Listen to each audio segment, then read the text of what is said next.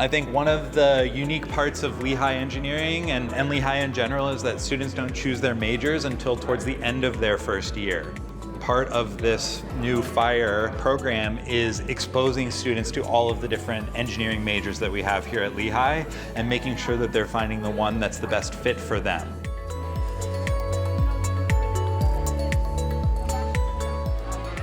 They want to build stuff, they want to do stuff with their hands, they want to take that theory and make it practical and apply it. And I think once you really get into this type of environment, you really see how applicable these skills are to all types of engineering, which is what we want students to experience.